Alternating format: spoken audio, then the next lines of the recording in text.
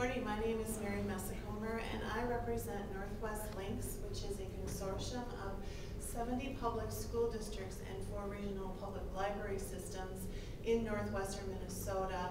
And we are organized around procurement of high-speed telecommunications access for our schools and libraries and distance learning.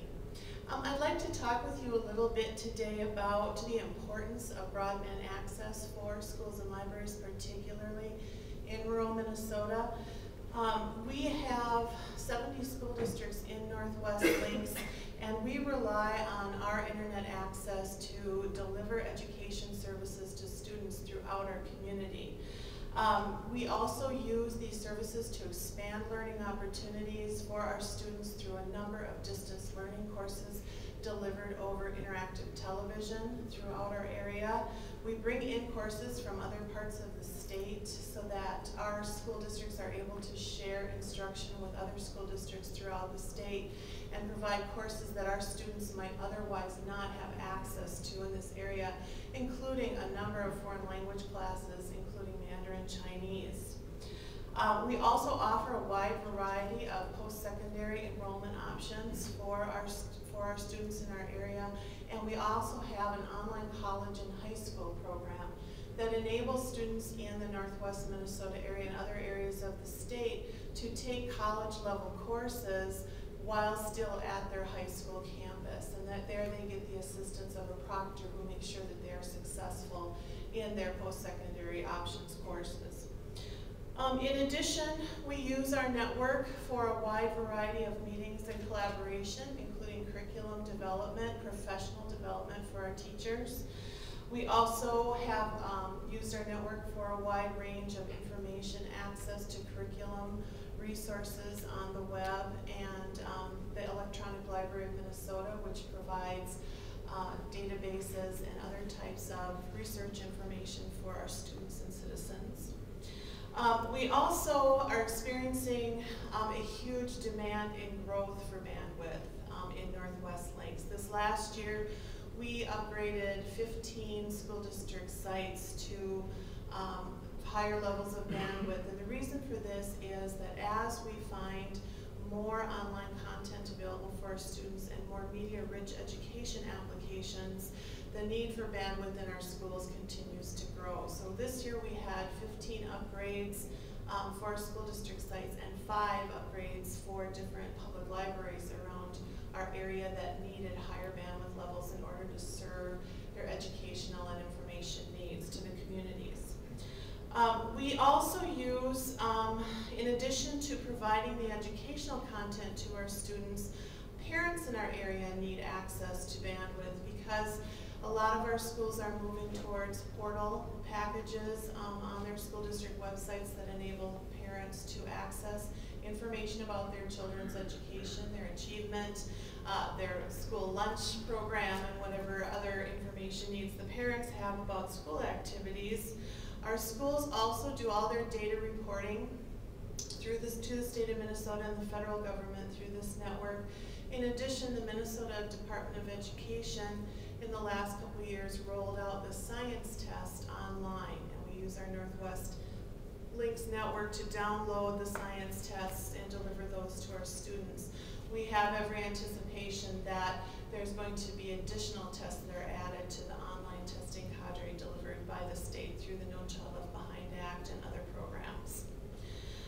In addition to all of those things, we also access a lot of curriculum content online through such free resources as Thinkfinity through the Verizon Foundation.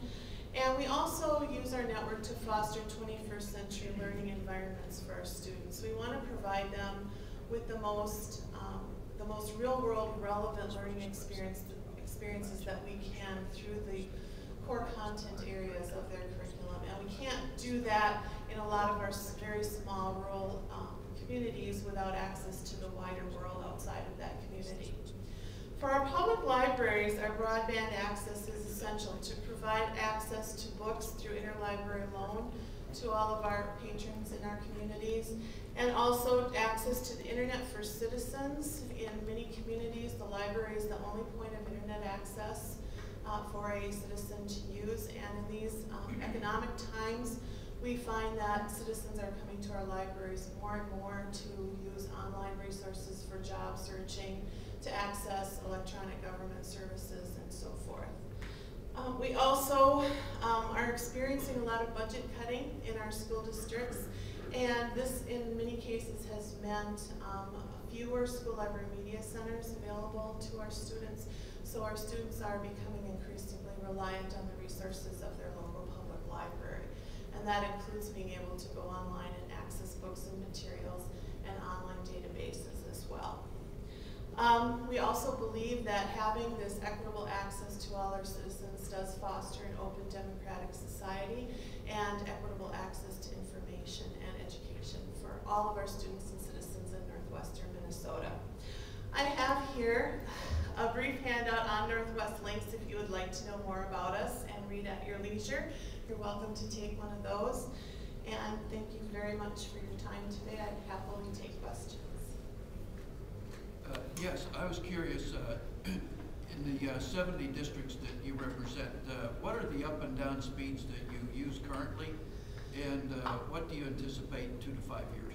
They vary widely depending on the size of the district and what the district is able to afford. We are put together as a cooperative because we are able to leverage some pricing and even off the cost across our area, because some of our areas are very remote and the costs go very high. So we have anything from, we have a few districts and public libraries that sit at a 1 meg connection, and then we have a district the size of Fergus Falls that goes as high as 20 meg depending on what they're doing overall. But most of our districts are between the 1 and 3 meg, 1 to 5 meg capacity at this time.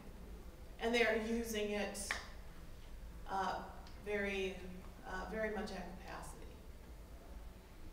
What was your anticipation for 3 to 5 years, I think we're going to continue to grow. What I'm seeing is a lot of districts are looking for at least a bump of 1 meg every year or so. That tends to be the trend around here, that they often ask for anywhere from 1 to 3 meg upgrade just about every year, depending on, again, what they can afford and what they're using it for in their district.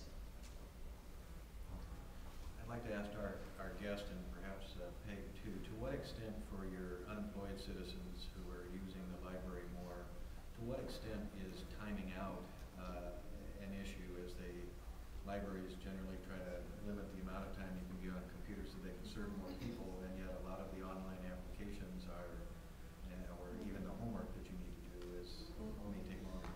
Yeah, one thing I can tell you, and Peg can probably speak to this better than I can, but I am a member of the Lake Agassiz Regional Library Board as well.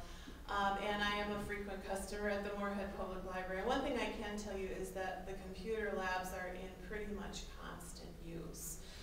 So in terms of waiting lists and people to get in to use the computers in a lot of communities, it is becoming an issue for folks to be able to get the access that they need in the computer labs. And as we all know, budgets are tight, so it's even difficult for the libraries to sustain them on machines and things. They need to be able to provide that level of access. And Peg, I would let you comment more from the library standpoint on that too.